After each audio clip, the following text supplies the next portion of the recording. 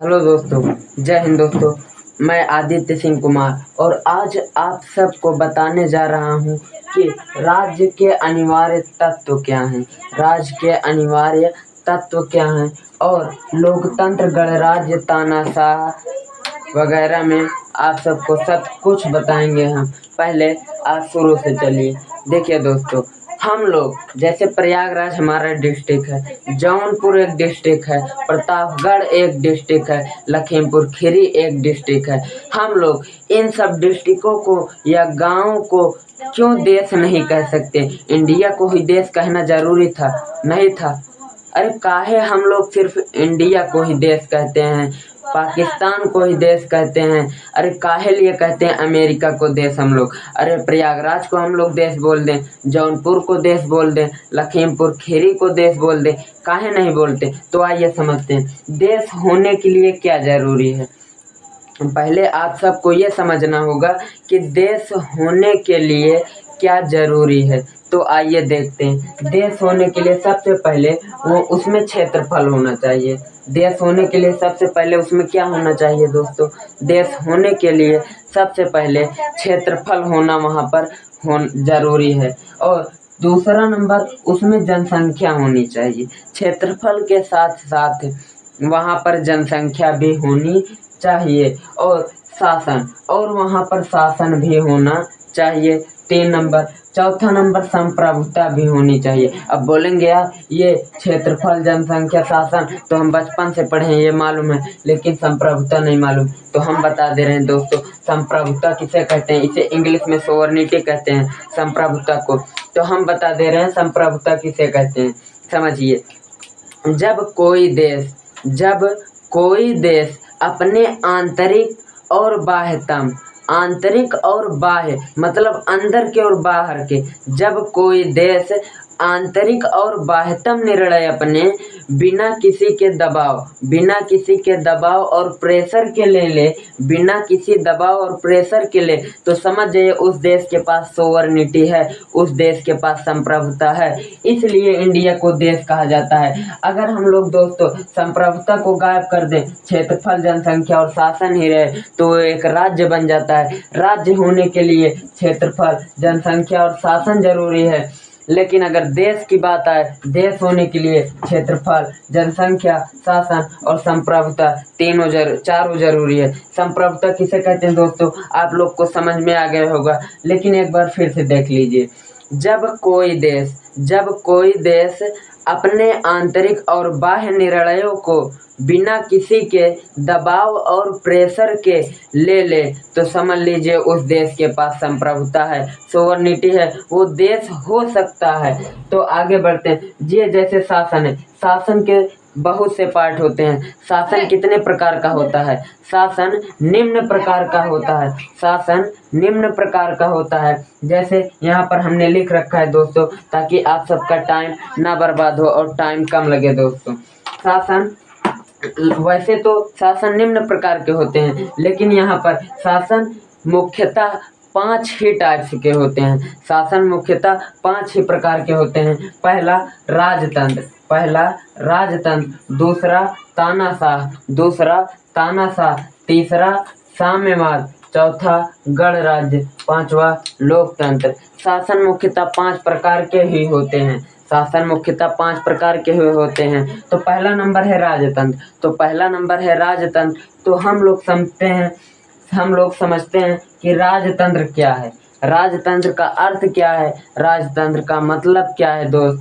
तो आइए हम लोग समझ लेते हैं। राजतंत्र ये राजतंत्र जो होता है, राजतंत्र में राजाओं का शासन होता है। ये नाम से ही लग रहा है राजतंत्र। राज मतलब उसमें लोग राज करेंगे, उसमें तंत्र माने शासन, राज मतलब राजा लोग हो गए। राजाओं का शासन ही राजतंत्र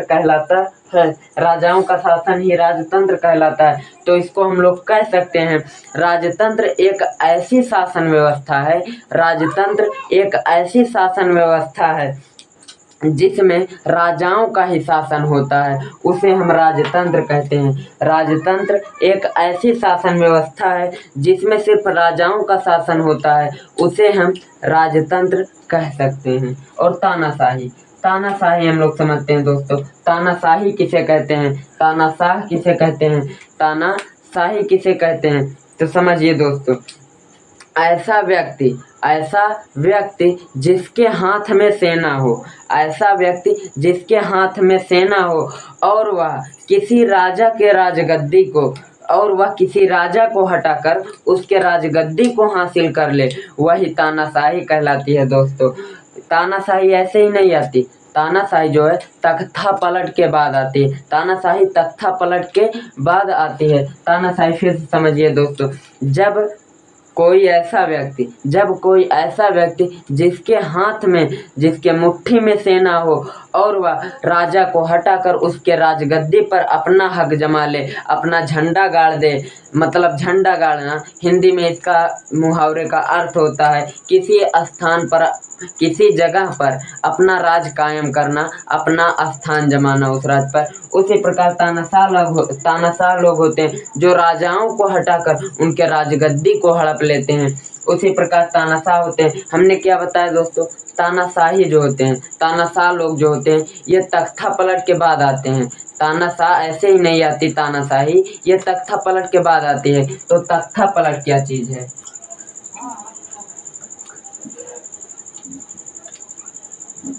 तो तख्ता पलट क्या चीज़ है दोस्तों, तख्ता पलट समझिए। तख्ता पलट ये नहीं जो घर और में चारपाई की तरह तख्ता होता है उसको पलट देना तख्ता पलट कहलाता है, ये बिल्कुल गलत है। आइए समझते हैं तख्ता पलट किसे कहते हैं। मतलब जैसे देखिए, अगर आप किसी, मान लीजिए एग्जाम्पल के तौर पे ले लीजिए, आपका कहीं पर ज़मीन है, आपका कहीं पर ज़मीन है और आपका जो पड़ोसी है वो उस ज़मीन पर आपको हटाकर, ज़बरदस्ती आपको हटाकर, डरा कर धमका कर आपको हटाकर उस ज़मीन पर अपना झंडा गाड़ देगा, अपना अधिकार कायम कर लेगा, आपको हटाकर अपना अधिकार जमा लेगा, तो वही तख्ता पलट होता है। उसने आपको हटाकर आपके पासा को पलटकर अपना स्थान कायम कर लिए, मतलब आपको पलट दिया उस स्थान से, इसी को तख्ता पलट बोला जाता है दोस्तों। तो आइए साम्यवाद मतलब समझते हैं। जब किसी देश के ऐसे शासन व्यवस्था, मतलब जब किसी देश के लोगों की ऐसी शासन समूह, जब किसी देश के शासन के ऐसे समूह होते हैं जो एक ही पार्टी द्वारा निर्मित हो, जो एक ही पार्टी हो, उसे साम्यवाद बोलते हैं। मतलब अगर कोई एक ही पार्टी हो, उसमें उसके समूह द्वारा किसी चीज़ का निर्माण हो रहा है, उस देश में एक ही पार्टी हो, तो उसे साम्यवाद बोलते हैं। जैसे एग्जाम्पल के तौर पर हम लोग अगर देखें, तो जो ये देश है एक, मतलब कि साम्यवाद, ये जो है कम्युनिटी,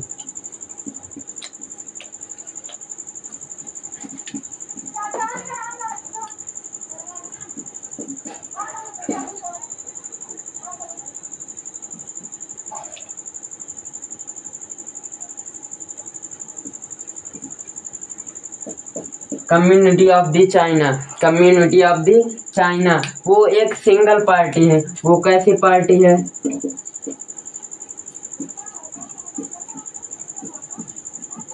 कम्युनिटी ऑफ चाइना कैसी पार्टी है, एक सिंगल पार्टी है। तो ये साम्यवाद है। तो ये क्या है, तो ये साम्यवाद है। अब गणराज्य का मतलब समझते हैं। गणराज्य क्या होता है, अगर देश के प्रमुख का चुनाव हो, तो उसे हम लोग गणराज्य बोलते हैं। अगर देश के प्रमुख का चुनाव हो तो उसे हम लोग गणराज्य बोलते हैं। अगर देश के प्रमुख का चुनाव हो तो उसे हम लोग गणराज्य बोलते हैं। और लोकतंत्र क्या है, अगर शासन के प्रमुख का चुनाव हो, तो उसे हम लोग लोकतंत्र बोलते हैं। अगर देश के प्रमुख का चुनाव हो तो उसे हम लोग गणराज्य बोलते हैं। और गणराज्य इस मतलब हमारे देश के प्रमुख कौन है, वैसे तो आप बोलेंगे पीएम मोदी जी हैं प्रेजेंट टाइम में, लेकिन ये बात गलत है, क्योंकि हमारे देश के प्रमुख मोदी जी तो वास्तविक है, उसकी चर्चा हम आगे करेंगे अभी। मोदी जी जो है वो वास्तविक हैं, लेकिन वर्जिनलिटी में कौन संभाल रहा है? राष्ट्रपति संभाल रहा है, राष्ट्रपति। इसलिए हमारे जो अगर देश के प्रमुख का चुनाव हो, मतलब अगर राष्ट्रपति का चुनाव हो तो उसे गणराज्य बोलते हैं, मतलब वो गणराज्य में आता है। अगर लोकतंत्र में पीएम को ले लेंगे, लोकतंत्र में पीएम के ले लेंगे, प्राइम मिनिस्टर, प्रधानमंत्री को ले लेंगे, क्योंकि लोकतंत्र में हमने बताया आपको दोस्तों, अगर जैसे कि अगर शासन के प्रमुख का चुनाव हो जाए तो उसे हम लोग लोकतंत्र बोलते हैं। अगर शासन के प्रमुख का चुनाव अगर होगा तो का हम लोग लोकतंत्र बोल देंगे। लेकिन अगर देश के प्रमुख का चुनाव हो तो उसे हम लोग गणराज्य बोलते हैं, और देश का प्रमुख राष्ट्रपति होता है, और लोकतंत्र और देश का प्रमुख कौन होता है? राष्ट्रपति होता है। देश का प्रमुख गणराज्य राष्ट्रपति होता है, और शासन का प्रमुख पीएम होता है, शासन का प्रमुख पीएम होता है। ये अधिकतर क्वेश्चन पूछे जाते हैं, अब दोस्तों समझिए, हम लोगों ने इन सभी को समझ लिया। अब लोकतंत्र पे चलते हैं। लोकतंत्र के और 2 पार्ट होते हैं, अब उसको देख लेते हैं हम लोग। इतना समझ में आ गया होगा दोस्तों आप सबको।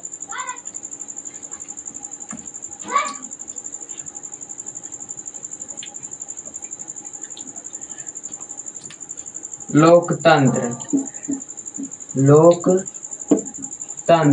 डेमोक्रेसी। लोकतंत्र के 2 पार्ट होते हैं। लोकतंत्र के 2 पार्ट होते हैं, एक प्रत्यक्ष लोकतंत्र, एक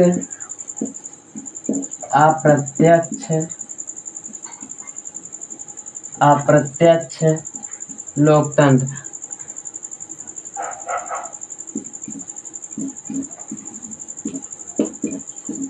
दोस्तों लोकतंत्र 2 प्रकार के होते हैं, प्रत्यक्ष लोकतंत्र और अप्रत्यक्ष लोकतंत्र। प्रत्यक्ष लोकतंत्र और अप्रत्यक्ष लोकतंत्र मतलब ये जो है डायरेक्ट डेमोक्रेसी, ये इनडायरेक्ट डेमोक्रेसी, और ये डायरेक्ट डेमोक्रेसी। अब समझिए दोस्तों, प्रत्यक्ष लोकतंत्र किसे कहते हैं? प्रत्यक्ष लोकतंत्र मतलब समझिए, जैसे दोस्तों ये प्रत्यक्ष लोकतंत्र यहाँ पर है, मतलब डायरेक्ट डेमोक्रेसी। इसमें प्रत्यक्ष लोकतंत्र मतलब लोगों के द्वारा, तंत्र मतलब शासन, लोगों के द्वारा शासन, लोगों के द्वारा। इसमें प्रत्यक्ष लोकतंत्र में लोगों के द्वारा शासन बनाया जाता है। प्रत्यक्ष लोकतंत्र में लोगों के द्वारा शासन बनाया जाता है। लेकिन दोस्तों ये छोटे देशों में संभव है, क्योंकि बड़े देश जो हैं, जैसे इंडिया हो गया, अमेरिका हो गया, अगर यहाँ की जनता अपने से जाकर संसद में कोई भी नियम बनाएगी, कोई भी निर्णय लेगी, तो ये संभव नहीं हो पाएगा, क्योंकि संसद कितना बड़ा है ये ससुरा। अगर पूरा इंडिया की जनता संसद में लिया तो ससुरा संसद फट जाएगा। इसीलिए प्रत्यक्ष लोकतंत्र छोटे देशों के लिए बना है। इसमें जनता खुद से शासन बनाती है। जैसे एग्जाम्पल के तौर पर हम लोग ले लें, एक देश है स्विट्जरलैंड। ये स्विट्जरलैंड जो है एक छोटा देश है, एक स्मॉल कंट्री है। इसलिए प्रत्यक्ष लोकतंत्र इसमें हो सकता है नहीं दोस्तों, है। स्विट्जरलैंड जो है इसमें प्रत्यक्ष लोकतंत्र लागू है। यहाँ की जनता अपने से जाकर संसद में शासन बनाती हैं। सभी जनता के समूह इकट्ठा होकर स्विट्जरलैंड के देश के लोग अपने से प्रत्यक्ष लोकतंत्र के हिसाब से अपने द्वारा ही किसी भी निर्णय को चुनते हैं, शासन बनाते हैं। ये बड़े देशों में नहीं हो सकता, ये बड़े देशों में नहीं लागू हो सकता, ये सिर्फ छोटे देशों के लिए बना है। अब समझिए अप्रत्यक्ष लोकतंत्र किसे कहते हैं। हमने प्रत्यक्ष लोकतंत्र मतलब समझ लिया कि इसमें लोग अपने खुद से ही शासन बनाए। अब अप्रत्यक्ष लोकतंत्र, इसमें विशाल देश आते हैं, इसमें छोटे मोटे देशों को नहीं लिया जाता है, क्योंकि अप्रत्यक्ष लोकतंत्र जो है ये ऐसे शासन पर जब हमने प्रत्यक्ष लोकतंत्र को देखा, इसमें लोग अपने द्वारा ही शासन बना ले रहे हैं आराम से, लेकिन बड़े देश क्या करेंगे, वो बना नहीं पाएंगे। ससुरा संसद छितरा जगह, तो हम पहले बताए अप्रत्यक्ष लोकतंत्र। तो इन्होंने क्या सोचा कि हमको नेता चुनना चाहिए, विधायक चुनना चाहिए, ताकि वो एक ही रहेगा संसद में आराम से रहकर वो जो नियम बनाएगा सभी जनता उसी को फॉलो करेगी, लाइक करेगी उसी नियम को। फिर अप्रत्यक्ष लोकतंत्र में नेता उता हम लोगों ने चुनना शुरू किया। ये सब हो गया। मतलब भारत क्या है, भारत एक अप्रत्यक्ष लोकतंत्र है, भारत एक अप्रत्यक्ष लोकतंत्र है, और अमेरिका भी एक अप्रत्यक्ष लोकतंत्र ही है। हम लोगों को ये समझ में आ गया दोस्तों। अब अप्रत्यक्ष लोकतंत्र दो प्रकार के होते हैं। अब हमको अप्रत्यक्ष लोकतंत्र के दोनों प्रकारों के बारे में समझना होगा दोस्तों।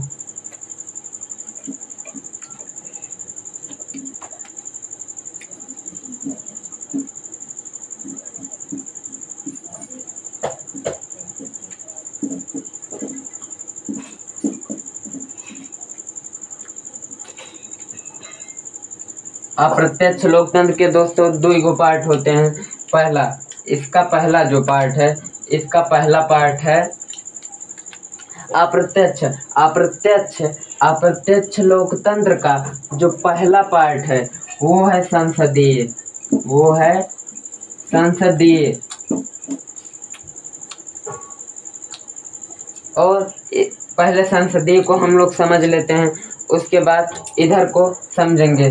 संसदीय को हम लोग समझ लेते हैं, इसको और छोटा लिख दे, नहीं दोस्तों सही है, जाने दीजिए। जैसे ये संसदीय, हमारा देश संसदीय जो है, संसदीय जो है मतलब ये संसदीय है। उसके बाद इसमें अप्रत्यक्ष लोकतंत्र, अप्रत्यक्ष लोकतंत्र दो प्रकार के, संसदीय और अध्यक्षात्मक।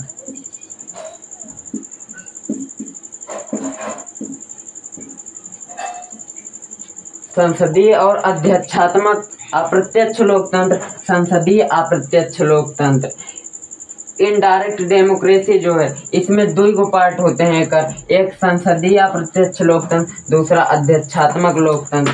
ये अध्यक्षात्मक लोकतंत्र जो होता है, अध्यक्षात्मक लोकतंत्र, इसमें औपचारिक होते हैं, इसमें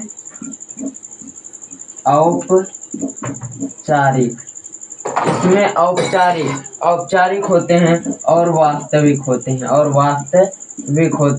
औपचारिक होते हैं और वास्तविक होते हैं। औपचारिक मतलब होता है दोस्तों पुतला या काल्पनिक। औपचारिक मतलब होता है पुतला या काल्पनिक। और वास्तविक मतलब होता है रियल, और ये मतलब कि अध्यक्षात्मक अप्रत्यक्ष लोकतंत्र जो है ये एक प्रकार से ऐसे देशों में लागू होता है जिसमें केवल काल्पनिक मतलब पुतला, औपचारिक और वास्तविक दोनों एक ही हों। जैसे राष्ट्रपति ये यूएसए वगैरह में राष्ट्रपति अकेले होते हैं, वहाँ के औपचारिक और वास्तविक दोनों राष्ट्रपति होते हैं, इसलिए इसे अध्यक्षात्मक अप्रत्यक्ष लोकतंत्र कहा जाता है। और संसदीय में भी औपचारिक होते हैं, संसदीय में भी औपचारिक होते हैं और इसमें भी वास्तविक होते हैं, लेकिन दोस्तों आप बोलेंगे अरे यार ये तो सब सेम लिख दिया तुमने, ये कहाँ से हो गया यार, ये तो गलत है। नहीं दोस्तों आइए समझिए, देखिए इसमें औपचारिक मतलब इस संसदीय, इसमें इंडिया वगैरह आ जाते। इंडिया मतलब इंडिया का औपचारिक कौन है, इंडिया का औपचारिक जो है वो राष्ट्रपति है, इंडिया का औपचारिक जो है काल्पनिक जो है वो राष्ट्रपति है, लेकिन वास्तविक जो है वो पीएम है, जैसे इस समय प्रेजेंट टाइम में इंडिया के जो प्रेसिडेंट है राष्ट्रपति हैं, इंडिया के जो प्रेसिडेंट है राष्ट्रपति हैं वो श्रीमती द्रौपदी मुर्मू जी हैं, और वास्तविक पीएम मतलब प्रेजेंट टाइम मोदी जी हैं, प्रेजेंट टाइम में प्राइम मिनिस्टर मोदी जी हैं, प्रधानमंत्री इंडिया के मोदी जी हैं। तो समझिए औपचारिक मतलब पुतला या काल्पनिक तौर पे अगर देखा जाए तो हमारे देश में जो भी शासन चलता है वो राष्ट्रपति चलाते हैं, वो सॉरी दोस्तों, राष्ट्रपति यहाँ पर हमने गलत लिख दिया है, राष्ट्रपति।